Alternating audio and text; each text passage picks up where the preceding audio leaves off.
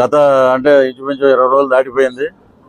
ఎక్కడికి వెళ్ళినా ఒకటే స్పందన. అటు శ్రీకాకుళం నుంచి శ్రీకాళహస్తి వరకు కూటమి అభ్యర్థుల్ని మేము గెలిపించుకుంటాం, జనసేన పార్టీకి మద్దతు ఇస్తాం, అద్భుతంగా ఈసారి పవన్ కళ్యాణ్ గారిని అసెంబ్లీలో తీసుకెళ్లి కూర్చోబెడతాం.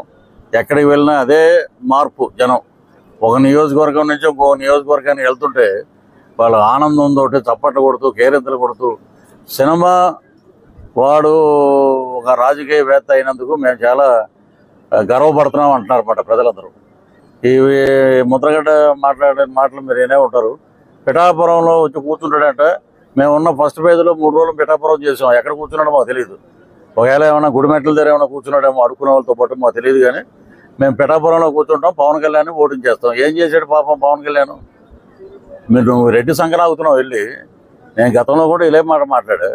నువ్వేదో కాపు నాయకుడు. మేము ఇక్కడే భీమవరం అది పక్కన తాడేపల్లిగూడెంలోనే పుట్టింది, డిగ్రీ వరకు ఇక్కడే చదివాం. మరి నువ్వు అప్పట్లో మేము ఏమనుకున్నామంటే కాపు నాయకుడు యూనివర్సిటీలో ఉన్నప్పుడు ఆ కిర్లంపూడి పక్కన ఒక కాపు నాయకుడు ఉన్నాడు అనే దండం పెట్టేవాళ్ళం దూరం నుంచి. బా జాతికి బ్రహ్మాండం చేసేట్రా అది ఇది అని అనుకునేవాళ్ళం. అదంతా ఉత్తదే అని తెలిసింది. అది నీకు సిగ్గుందా ముద్రగడ్డ? నువ్వేంటంటే పేరు మార్చుకుంటూ ఊరే నాయన. నువ్వు ఇప్పుడు పేరు మారితే పిఠాపురానికి వీళ్ళందరినీ ఎక్కడితే మా సోదరులందరినీ పట్టుకురావాలి. భీమవరం నుంచి చక్కెరకాయలు అట్టుపోలు వేసుకురావాలి. బారసాలు అంటే మాటలా మామూలుగా ఉంటుందా బారసాలకి? ఇప్పుడు తెలుగుదేశం నాయకులందరినీ మెప్పించాలి. మేమేమో గెలిచిన మాటలో ఉన్నావు, మళ్ళీ నువ్వు పేరు మార్చుకుంటానన్నావు. ఓడిపోయినా కూడా నువ్వేంటంటే నువ్వు ఆల్రెడీ ఓడిపోయావు. నీకు ఏం పెట్టారు? రెడ్డి కాపని పెట్టే. నేనే పెట్టే ఫస్ట్. నేను బ్రాహ్మణ కాకపోయినా మంత్రాలు రాకపోయినా రెడ్డి కాపని నేను దీవించేసాం. దానికి బారసాలు చేయాలి. మా నాయకులందరినీ ఒప్పిస్తాం. ఎందుకంటే మేము గవర్నమెంట్ ఫామ్ చేసిన ఆనందంలో ఉంటాం. నువ్వేమో బారసాలని ఏడుస్తున్నావు. సరే రెడ్డి కాపు. ఎందుకంటే నువ్వు ద్వారంపూడి చంద్రశేఖర్ రెడ్డి ఊడిగం చేసి ఒక పాలేరువి నువ్వు.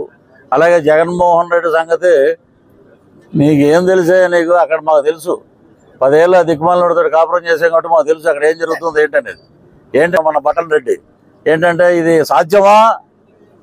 మరి నువ్వు నవరత్నాలు పెట్టినప్పుడు మేము మాట్లాడితే సాధ్యం అన్నావు కదా. నీ దగ్గరికి వచ్చేటప్పటికి ఒక మాట, మా దగ్గరికి వచ్చినప్పుడు ఒక మాట. అద్భుతమైన ఉన్నాడు ఒకడు శంకరజాతి. ఆడ కాపని చెప్పుకోవటం కూడా మాకు సిగ్గేస్తుంది. మేము కాపులని చెప్పుకోవటం మేము సిగ్గుపడుతున్నాం. ఆడేంటంటే సంజన సుకన్య ఏమో నీకు ఇచ్చారా ఇరిగేషన్ మినిస్టర్, దాని మీద నువ్వు సమీక్షలు పెట్టు. ప్రాజెక్టులో ఏమున్నాయి, నిర్వాసితులకు ఏమి ఇస్తున్నాం, ముంపుకు గురైతే మనం ఏం పరిహారం ఇస్తాం, దాని గురించి మాట్లాడటం మానేసి అరగంట ఉంటావా గంట ఉంటావా ఆడేడిపోది. ఆ శ్యాంబాబు అని ఒక ఏడుపు ఏడిచాడు, మేము ఏదో క్యారెక్టర్ చేసేవాడిని. దాని గురించి డిస్ట్రిబ్యూటర్గా మాట్లాడతాడు. నీకు ఇచ్చింది ఏంటంటే ఎక్కడే లేదు.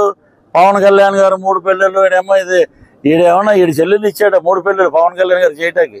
పోనీ ఈడి చెల్లెళ్ళు ఇస్తే మా చెల్లెళ్ళు వదిలేసామంటే నడకొచ్చు. న్యాయబద్ధంగానే ఇడిపోయారు. కొన్ని వివాహాలు కలిసి ఉంటాయి, కొన్ని ఒక్కొక్కరికి అదృష్టం దురదృష్టం ఉంటాయి వైవాహిక బంధంలో. దాన్ని గౌరవించారు పవన్ కళ్యాణ్ గారు. సాంప్రదాయబద్ధంగా విడిపోయారు వాళ్ళు. విడిపోయాక కూడా వీళ్ళు 2 పెళ్ళిళ్ళు 3 పెళ్ళిళ్ళు అంటే మా వదిన 4వ వదిన జగన్మోహన్ రెడ్డి. మంచిగా 4వ పెళ్ళం జగన్మోహిని. మన విఠలాచార్య గారు తీశారు, పెద్ద హిట్ అది.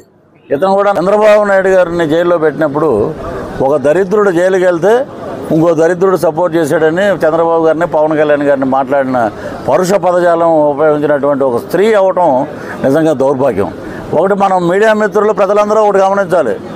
ఎక్కడైనా సరే వాళ్ళ లేడీ ఎమ్మెల్యే ఎవ్వరూ మాట్లాడలేరు రోజాకు సపోర్టుగా. ఒక్కళ్ళు మాట్లాడలే. పెద్దిరెడ్డి రామచంద్రారెడ్డి ప్రెస్ పెట్టి ఏమంటే మీరు ఖండించండి అంటే అని వెళ్ళిపోయాడు. అయ్యమ్మ మనకెందుకు లేరా ఇవ్వాలని. ఇలాంటి వ్యవస్థలు వాళ్ళే సపోర్ట్ చేయలేదు. ఈవిడేమో గుడ్ మార్నింగ్కి కొత్త భాష ఎలా అని. మరి నువ్వు చేసే చిందులన్నీ ఎవరో తెలియవు, నువ్వు వేసే డ్రామాలన్నీ, నువ్వు బౌన్స్ చెక్కులు జబర్దస్తులు అవకాశాల కోసం తిరిగి ఈరోజు వేల కోట్ల రూపాయలు ఎక్కడి నుంచి వచ్చినాయి. ఎప్పుడు చూసినా కూడా ఎప్పుడైనా మా అన్నయ్య బాగుండాలి. ఇప్పుడు మా చెల్లెలు ఉన్నారు తాడేపల్లిగూడెంలో, అన్నయ్య బాగున్నావా ఏంటి, సినిమాలు ఏంటి రాజకీయంగా ఏంటి అని అడుగుతారు. ఈవిడ ఎప్పుడు చూసినా జగనన్న జగనన్న జగనన్న. ఎవరిని అసలు నాకు ఆ మొగుడు గురించి కూడా మాట్లాడదు. జగనన్నే. ఆడి బాబా ఎక్కడో దీని గోల పడలేక ఆడు మొత్తం బట్టదలైపోయాడు. ఎక్కడ మద్రాసులో ఏడుస్తున్నాడు అతను. ఈవిడ భోగతం ముందు గురువింద కింద చందం చూసుకోవాలి. మనవేంటనేది చూసుకోవాలి. ఎదటోడి మీద మాట్లాడినప్పుడు పవన్ కళ్యాణ్ గారు అడ్డగాడిలాగా 55 ఏళ్ళు వచ్చినాయంటే నీకు ముట్టు కింద 52 వేలు వచ్చినాయి కదా. నీ సంగతి ఎవడో చెప్పాడు, నువ్వు చెప్పవు. నువ్వు ఆ కేఏ పాల్ గారి వీడియో చూస్తే ఆయన మహానుభావుడు, పంది తిన్నట్టు తింటుంది, పడుకుంటుంది, దానికి ఏమవుతుంది అంటాడు. మరి ఇలా మీరందరూ చూస్తున్నారు, అన్ని సర్వేలు అన్ని న్యూస్ కూడా చెబుతున్నాయి. కేంద్రంలో 400 సీట్లతోటి నరేంద్ర మోడీ గారు, రాష్ట్రంలో 135, 140 సీట్లతోటి చంద్రబాబు నాయుడు గారు, భీమవరంలో 40,000 మెజార్టీతో నేను అధికారంలో రావటం ఖాయం. ఆయన గురించి చెప్పక్కర్లేదు. ఒకరోజు అంటాడు అంజిబాబు లోకల్ కాదంటాడు, ఒకరోజు అంటాడు ఆయన ముసలాయన ఓటేస్తారా అన్నాడు. ఆయన విగ్గి తీసేస్తే ఎవడ ముసలోడో తెలుస్తుంది. అటువంటి పిచ్చ మాటలు మాట్లాడుతున్నాడు. అర్థమైపోయింది, మన సీన్ అయిపోయింది. జూన్ 4న మన ఇంటికి వెళ్ళిపోవాలి, మన రాజకీయ చరిత్ర క్లోజ్ అయిపోద్దనే ఆలోచనలోకి వచ్చేసాడు ఆయన. ఖచ్చితంగా మనం అధికారంలోకి వస్తున్నాం.